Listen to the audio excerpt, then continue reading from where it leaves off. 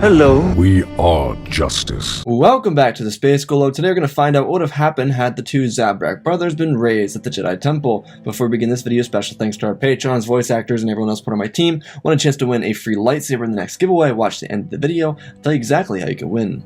Our story begins in 54 BBY. Jedi Master Ki-Adi-Mundi was out in the Outer Rim and needed to stop at Dathomir. When he landed, he found two children with extreme powers in the Force. While Mundi wasn't exactly fond of being on Dathomir, worried of an interaction with the willful Mother Talzin, she was a brute, not mean, but didn't really care for the Jedi type of person, believing they were too focused on controlling the Force. Though where Mundi landed was further away from the witches of Dathomir, he landed near the Brotherhood. Mundi also knew how unforgiving the brothers were. They were a warrior-based society, and they were constantly in a fight or flight mindset, mostly fight. They were essentially abused by the witches of Dathomir because the witches ruled Dathomir, and the brothers had no control. The witches would come, steal the brothers regularly for mating season, and then the brothers would be killed. Seeing a Jedi wasn't at the top of their excitement list, and when Mundi entered their small town, they were ready for a fight. Though Master Mundi was wise enough to deal with them and express to them that he was there by coincidence. Truthfully, he could tell there were Force-sensitive children here, and he wanted to take them back to the temple. Though judging by the irritable nature of the brothers, Mundi decided to play by their rules. Igniting his lightsaber, he stood distinguished by his Jedi robes, telling the Night Brothers that he felt the presence of two children, born with the ability to wield the Force. Mundi asked if he could take them back to his home and train them. The leader of the group leapt down and told Mundi that he would have to beat him in combat without his laser sword to earn the right to take the children. Mundi sheathed his lightsaber and lowered his robe from his head. The Zabrak man ran towards Mundi, and he sidestepped him, throwing a left jab into the side of the man's head, throwing him from his feet. Another Zabrak threw the leader his staff, and then he ran back at Mundi. The Jedi Master matched with patience, and then he grabbed his staff out of the Zabrak's hand and wielded it around, smacking his Zabrak in the face and then swinging the staff around, wrapping it back against the Zabrak's neck, and then kicking his legs out from under him before pushing him to the ground, requesting that he yield. The man told the Jedi Master that he may take Maul Savage. Mundi let go of the man and the staff, and they both fell to the ground. The Jedi Master waited for the children to be brought to him. He would take them back to his vessel before finishing his mission, and then take the two Zabrak children back to Coruscant. When they arrived inside the Jedi Temple, Mundi would take the kids to the infant wing of the temple. The children would be taken care of until they were ready for their individualized training. The two brothers would be allowed to train with each other, and they would also be informed that they were brothers. Maul and Savage were trained in the same class, and the two of them would bond with each other extremely well throughout their developmental phase. While the truth is, most Jedi didn't care for the name Savage, believing it was rather vulgar, they did take a liking to the young Zabraks. The young Zabrak showed no inclination to be anything but Jedi. Same with his brother Maul. The two of them were great Jedi younglings. Their classes with Terrace, Nube, and Master Yoda went consistently well. Lightsaber training was picked up easily for the two students, and they peaked in all of their classes. They rarely struggled in any of their classes, and they were never apart. The brothers were essentially attached to each other's hips. As they grew up, Maul and Savage both showed physical attributes to be similar to their people. Both of them were strong physically, and they grew into their physical strength with their strength in the Force.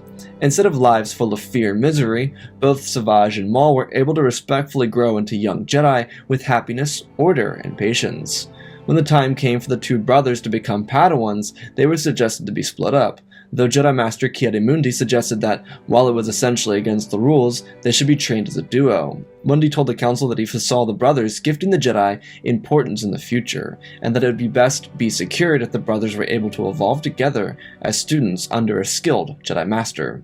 The council sat silently, and there were many skilled masters that could take the two students on, but one decided to take the task of training the two students. That would be Jedi Master Plo Koon. He could relate to the two on a certain level. Since Plo Koon was a Kel Dor, he was physically gifted, making him a stronger duelist than most of his foes, especially other human foes. It's how he was able to best Grandmaster Yoda in combat. But Plo Koon would be able to teach the two Padawans how to control their bodies. As they were simply young teens at this point in their lives, they would soon develop into powerful young men with the physical attributes of their warrior society. If Plo trained them, then he would be able to teach them how to control their bodies functional and allow them to have harmony and balance within the Force without the opportunity to try and take advantage of that, to be aggressive with it. The council approved Plo Koon to train the two Zabrak boys, and so that's what he would do. Plo Koon make his way down into the temple and inform the two boys that he would be their master. Maul Savage didn't really know Plo Koon, truthfully. He was as silent as the night, and he was seen very often too, though his silence was always a great mystery to the Jedi of the temple. He was a humble member like a priest, gentle as a Lothal cat, and yet he could break an opponent like a Rancor. It's just a combination that Plo Koon was. One could say he fluttered like a butterfly and stung like a bee, whatever that means. With the two new students under his wing, Plo would take them to the training room. Not that he was disconnected from the Order in any way, shape, or form, but truthfully, he didn't know the two students he now had. Maul and Savage were very unfamiliar with their new teacher, but after the Padawan introduction to their new teacher and the whole ceremony every master and student did, the duo, now trio, had to go through, they made their way to the training facilities inside the temple. Instead of being in a sealed-off room with training droids and so on, Plo would take them to a room that overlooked the city of Coruscant. It currently wasn't slated for being used for the next couple hours, so the next time it would be available after that would be around 10 p.m. Coruscant Standard Time, so they wanted to take advantage of the time they had. The three would walk in and Plo would simply instruct the two boys to show him what they knew. Maul and Savage were very confused. They looked at him and then looked at each other. Plo told them to show him their skills with a lightsaber. Plo would start with lightsaber skills because he wanted to see how aggressive the brothers would be. Truthfully, them being brothers meant that they would be more likely to be more agitated by each other and become more focused on an overly aggressive style of attack. But no, ironically, both Maul and Savage had very light feet, and they danced around when they worked with each other. Technically, Form 1 was a very light form, with its very uncharacteristic swings and patterns of fighting, but still physically stronger Padawans and younglings, who weren't fully comfortable in their bodies yet, tended to be more aggressive with their lightsabers. This happened a lot with the ever so infrequent Wookiee Jedi, though Plo hadn't seen one of them since he was a Padawan learner himself. Regardless, Plo applauded Maul and Savage for their excellent work in lightsaber training. Plo told the two of them that as they got older, they would become very physically strong, much like him. Plo told them that he wouldn't give them the physical instruction because it seemed as if they understood the concept of being light on their feet and light with their lightsabers, instead of aiming to brutally destroy the opponent. Even for brothers, it was terrific behavior from the two Jedi. Though Plo Koon knew he needed to train them much more. They were just Padawans, and they still needed a lot to learn, especially about the galaxy around them. Now this trio was a sight to see, especially for citizens of the Republic. Plo was as big as he was, but he was a very uncommon species for most people to regularly see. As for the brothers, they were even more uncommon to see. While Ithorian Zabraks were much more advanced than Dathomirian Zabraks, the Dathomirian Zabraks typically never left Dathomir, so onlookers seeing this trio would certainly be in for a surprise. Plo would start off the two with training inside the temple, typical work between a master and his or her student, from the garden of the Jedi Temple and the serenity that accompanied it. Plo would take Maul and Savage into the lower city of Coruscant, where the crime and greed rampaged over common citizens. They would start out here, as most other Jedi would. It was typically a safe environment to work in, because the criminals on these levels were very easily startled by even Jedi Padawans. Once you got below level 10-10, then the criminals became a little bit more courageous. A Padawan they didn't fear. A knight or a master, on the other hand, yeah. If you got below level 15-12, then you had criminals and bounty hunters that didn't fear a soul, except maybe a Jedi Master that had public recognition. Plo, Maul, and Savage would bond really well with each other over the corresponding years. The brothers would also become close with a Master and Padawan pairing of Qui-Gon Jinn and Obi-Wan Kenobi. While Qui-Gon didn't typically spend time with the Padawans, he and Master Plo got along rather well, being that Qui-Gon's master was the ever-so-rebellious Jedi Master Dooku, who had recently come back from Raxus after finding out who killed Jedi Master Katari. Dooku seemed rather disenchanted with the Jedi and his friend Mace Windu. Plo Koon understood the dismay, and even Qui-Gon expressed his former master's dismay to his friend. While Plo believed that both Mace and Dooku had their own respective reasons to be right in the situation, he wasn't going to take sides. Plo was typically a mediator inside the council chambers, hence the quiet nature of his presence just about anywhere. This also rubbed off on Maul and Savage. Plo was a wise observer, and many within the Order respected him for it. Because Maul and Savage wanted to live up to the reputation that Plo had, they worked very hard on their studies, especially when they weren't training with Plo or on missions with him. They did their studies a lot with Jedi Padawan Obi-Wan Kenobi. As the years passed by, rapidly, the three Jedi developed into nearly knights. The Sith would be revealed. Jedi Master Qui-Gon Jinn and Obi-Wan Kenobi found a Sith on the planet of Tatooine when they were escaping with who Qui-Gon considered to be the Chosen One. Plo Koon believed in what Qui-Gon had to say. While the wisdom of the Council was always skeptical, and even Qui-Gon's former teacher had issues with the Jedi and their inability to believe in the Sith. Of course he did. He was biased. He knew about the Sith and their return. He was just steps away from joining them, considering Dooku had just removed an entire planet from the Jedi archives not long before. Plo Koon, on the other hand, was giving his students time to come into their own as Jedi Knights. He didn't want them to feel rushed, though they both showed excitement at the idea of joining Master Jinn on Naboo when they returned. Plo was reluctant to let them go. He trusted the guidance of the Council, but he expressed that if Qui-Gon wanted them to come along, then they could go and join him and Kenobi. Qui-Gon wasn't at all opposed to the idea of it, believing that with their youth they'd be a great assistance to him and Kenobi. Jinn was feeling the onset of age, and while he wasn't exactly that old, he was still feeling it. The group took to Naboo with Skywalker and Amidala in tow. The 14-year-old queen was going to storm her throne room and take back her home. Brave and certainly inspiring. Though when the Jedi arrived, they encountered a Sith Lord. Kenobi and Maul were sent off to assist the Queen with retaking her throne room, and on the other hand, Jinn and Savage were going to work together to take down this Natalan Sith. She was clearly younger than Maul and Savage, and the chances are that she had a lot less training than the two of them.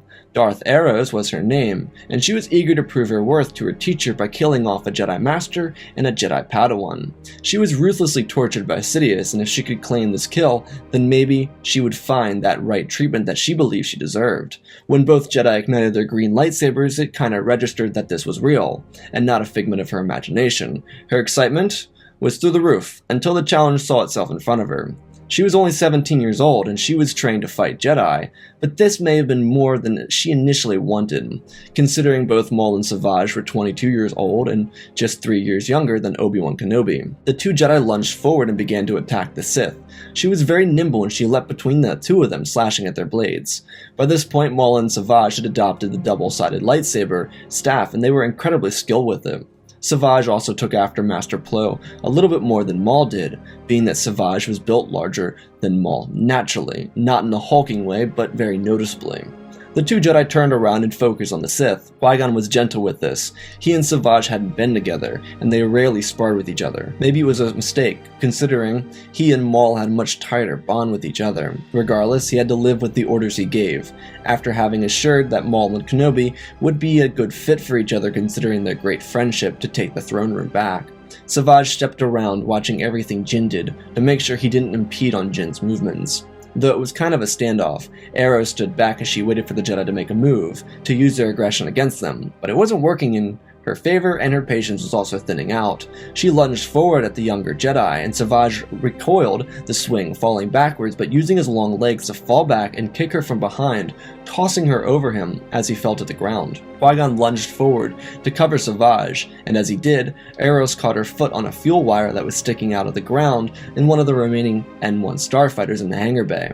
Her face was filled with fear, and Qui-Gon could see it. He kept his distance, and he told her that she had a choice to get out of this. She shook her head, and used the Force to lift the fuel gauge up and throw it towards Qui-Gon Jinn. He used the Force to block it, and then she flew through the fuel and struck at Qui-Gon. Jinn stumbled, but he regained his footing, parrying and striking back as Savage leveled himself around and clashed with the Sith assassin. She flew from her feet from the brute strength of Savage. It was too much for her. Qui-Gon twirled his blade around in his hand and held his hand out to make sure that Savage didn't do anything rambunctious. Savage twisted his blade around in his hand and evened out his stance, and waited for her to do something stupid. But Darth Arrows jumped up and ran away. Savage looked at Jin, to which Jin told him to follow her. The two of them ran forward, chasing after her. On the other side of the palace, Kenobi and Maul ran side by side, blocking blaster bolts back at the droids in front of them. Maul and Kenobi led an aggressive assault, while the Queen and her guard followed up behind her. Their push was working terrifically. On the other hand, the Gungans were in the middle of the Naboo fields, fighting back the Trade Federation forces in a gallant effort. And in space, the Naboo pilots took on a Lucrehulk alone, without any support in their N1 starfighters exclusively. Savage and Jin kept up the chase on Darth arrows, as she threw objects at them and cut down walls. She was able to get herself separated from the two Jedi, as she slipped into a separate corridor, slashing the door panel before escaping to her ship. Qui-Gon called to Savage and told him to cut one side of the door. The two Jedi worked as fast as they could to rip the doors open. When they did, they saw a Sith Marauder-class vessel leaving the system. Qui-Gon reached to his belt, and as did Savage, as they both used the Force to throw a tracking device at the ship. Qui-Gon's fell short as it missed the engine thrusters. Savage's landed on the side of the ship, and then the ship was gone. Savage looked at Qui-Gon, who congratulated him on his throw, telling him that the tracker would likely take them to the location of the Sith, so they could find them and stop them. On the other hand, the Battle of Naboo was wrapping up quite brilliantly. Everything was a success, no Jedi died, and young Skywalker was responsible for destroying the Lucrehulk in orbit of the planet, freeing Naboo from the blockade from the Trade Federation. When Naboo was freed and the people of Naboo celebrated their unison with the Gungans, everything would change for the Jedi upon their return to Coruscant. Firstly, Obi-Wan, Savage, and Maul would be passed in their trials, all of them becoming Jedi Knights. This hid the location temporarily, but it didn't permanently hide the location because she crashed into a building on Coruscant. So Savage and Qui-Gon reported to the Council that the Sith were somewhere on the east side of Coruscant, possibly heading in the direction of the industrial sector, based on how the building was destroyed and damaged by the ship, which escaped. On another note, Qui-Gon was ready to train Anakin, and because he didn't die, the Council didn't believe that Skywalker should be trained within the Jedi Order, prompting Qui-Gon to take Anakin Skywalker out of the Jedi Order and raise him on his own, or stay in the Order and let Anakin go back to Tatooine. This would lead Qui-Gon to take Anakin back to Naboo instead, because of Anakin's positive interaction on Naboo when he was last there. Qui-Gon would also go back to Tatooine and free Shmi, of course.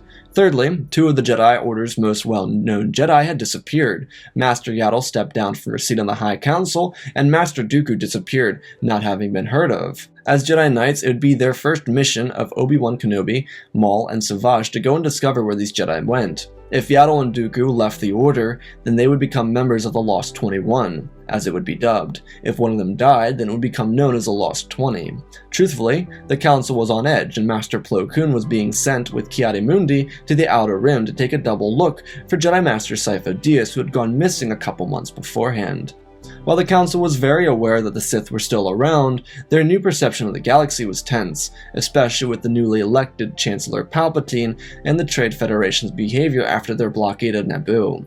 The Jedi Council had a role to fill, and now they had their Lost 20 thanks to Qui-Gon Jinn's decision to leave the Jedi Order and train Skywalker, possibly soon to become the Lost 22. This obviously affected Obi-Wan, but he was focused on being a better Jedi and finding out what happened to Master Yaddle and Master Dooku. The Knights were sent into the industrial sector to start their investigation off. They were there under explicit orders to not engage any Sith if they saw them. The Council believed that the Sith would be in a pair if they encountered the Jedi, but they didn't want the students to be killed. Maul, Savage, and Kenobi understood the mission, and so they went to the industrial sector and started on the ground level. The entire area was rusty, filled with broken debris and buildings left behind from a long time before. The Jedi rummaged around, not finding a sign of anything, not even anything as remote as a power reading. The three Jedi Knights kept up a conversation with each other, considering how close they were. As friends, it wasn't exactly hard for them to do. Kenobi started talking to Maul and Savage about how Qui-Gon just left the Order to train Anakin Skywalker, and how it kind of bothered him. Maul informed his friend that it must have been for a right reason, believing that the will of the Force was at play in some way, shape, or form when it came to Qui-Gon training Anakin. Maul believed that Jin would always think highly of Kenobi, and always had, and believed that at some point during Anakin's development, Jin would come back for Kenobi. Savage reinforced this by telling Obi-Wan that everyone knew how highly Qui-Gon thought of Obi-Wan. And while it was very common for the two of them to butt heads with each other, they didn't do it all the time. Qui-Gon genuinely thought highly of Obi-Wan Kenobi, and he believed that he would become a great Jedi in due time. Obi-Wan appreciated having his friends in Maul Savage. Truthfully, he didn't know how he would handle losing his master without his good friends. The Jedi Knight stumbled into a building and searched it, climbing up several layers of industrial conveyor belts, empty, rusted, and inoperable. The Jedi then detected a ship leaving this industrial sector. This could be one of those two things. It could be either a pirate trying to cash in really late, or the Sith they'd been searching for. When the Jedi found an exit and looked out, they saw something that looked similar to the Chancellor's personal shuttle. It was really peculiar that it would be out here, but the Jedi noticed the direction it came from, and they made their way to the location. They kept on the ground level to avoid easy detection as they made their way in the direction that the vessel came from. They then saw a body, the body of Master Yaddle. Her head was missing, but the rest of her body was discombobulated, broken bones, and dispersed all about. It was a shameful sight, and it broke the hearts of the three Jedi. Master Yaddle was such a kind soul. Her presence touched those around her with positivity. Maul would get in contact with the Jedi Council, which would dispatch Masters Windu and Balaba. Within 30 minutes, the two Jedi Masters would arrive. When they did arrive, Kenobi informed them that there was someone inside the building above them. Windu was confused. Maul spoke up, telling him that someone turned on a power source inside the building above them. Windu took a deep breath.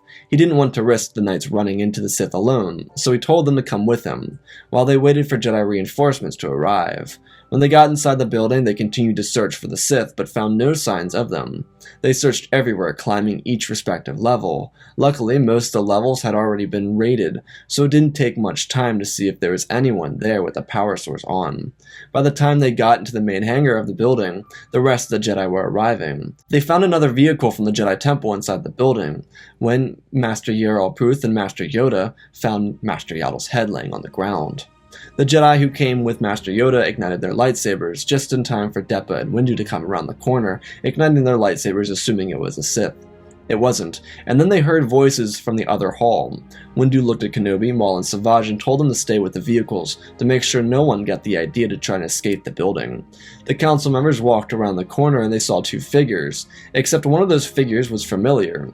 They heard the name Sidious and realized that the two of them were talking about the Sith Lord. The council members stormed in and Darth Aros ignited her weapon, looking at the Jedi. She looked back at Dooku with fear on her face. Dooku looked at her, and then his former master. She asked what he was doing. Dooku told her that she led them to them. She panicked, and then she turned around. Dooku ignited his lightsaber in an attempt to kill her with his blue lightsaber, but Yoda stopped it as he ignited his own weapon, leaping across the room, asking how Dooku could have fallen so low.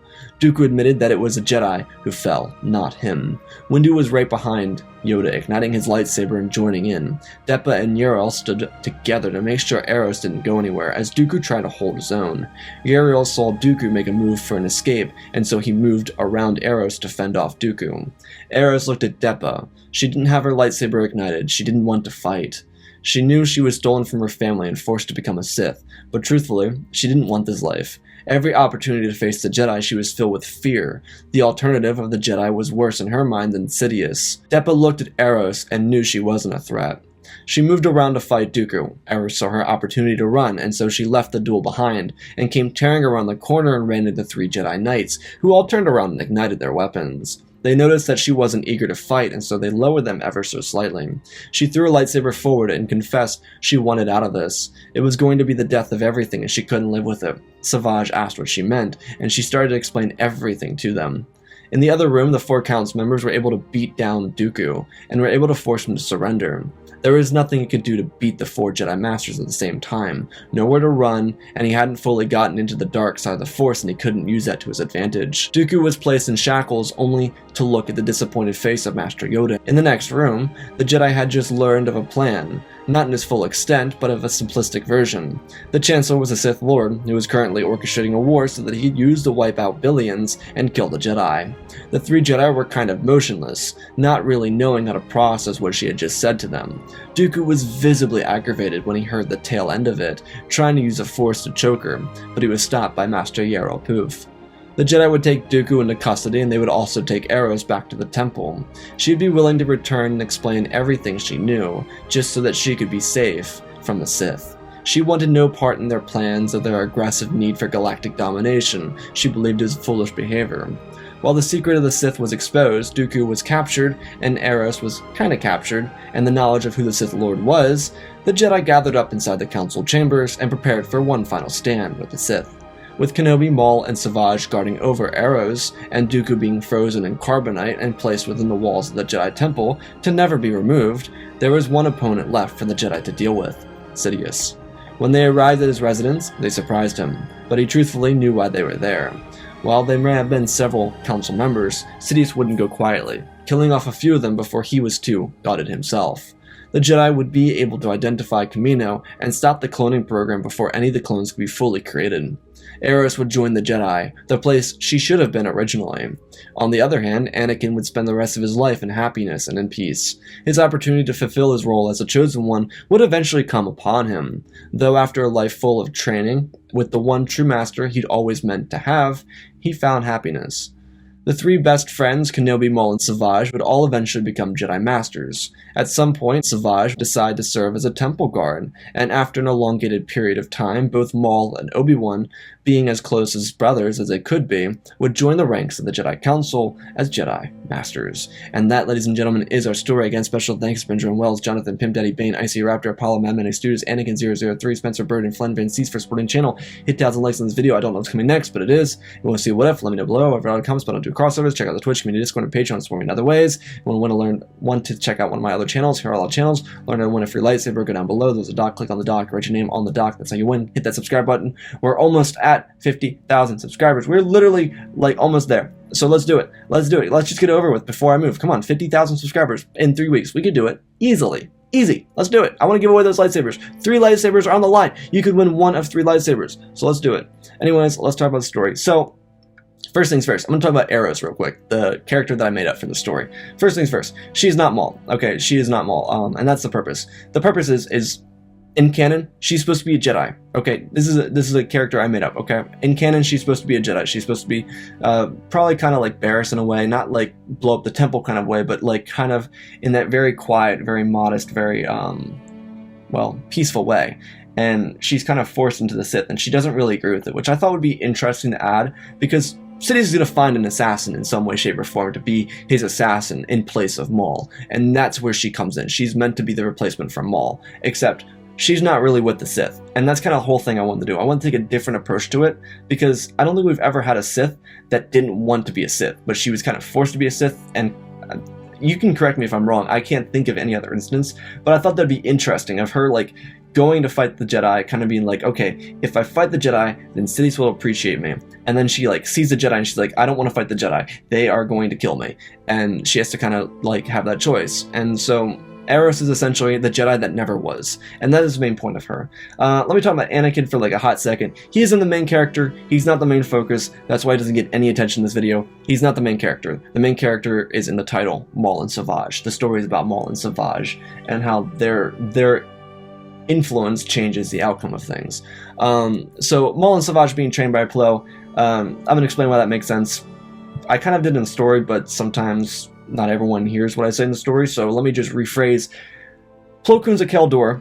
They are naturally stronger than humans. They are very physically strong. That's just how they're built. They are built literally different. They are just built different. So like, you know how a chimpanzee can lift like 10 times his weight? That's exactly what Plo Koon is. We can't, like humans can't do that, but they can. That's what Kel Dors are. That's what Plo Koon is. So he's a perfect fit for teaching Zabraks because he's naturally stronger than human, and so is Maul and Savage. They're both going to be naturally stronger than humans, so he would make a good fit to teach both of them. Now, teaching both of them at the same time, I was kind of 50-50 on it, but I didn't really want to do 2 different masters in this particular video, so I decided to go with Plo Koon teaching them. He's a master on the council. I think he can handle it, truthfully. Maul and Savage's Jedi, I think they'd be really Jedi-like. I think they'd kind of be like Kenobi. To be honest, I think they would be pretty much the same.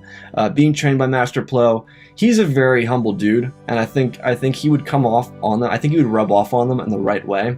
I think they would all kind of reflect him as an individual, and I think they'd all be like quiet, reserved, humbled in their own way, and they'd all be kind of like naturally kind of chill. So I think that's where they would all sit as Jedi, and I think they would also become friends with Obi-Wan. That's something I thought would be a lot of fun, is having Maul and Obi-Wan be friends. And if I were to ever do like individualized, I've already done What If Savage was a Jedi. I think that was with Shaak Ti though. But if I were to ever do another video with like Maul as a Jedi, I would definitely go more into detail with his friendship with Obi-Wan, because I think they would actually get along really well. It's just the thing is, like, they don't get along because, well, one of them kind of cut off the other one's legs and the other one kind of killed his master. So, you know, it kind of goes both ways on that. But anyways, I hope you enjoyed the story.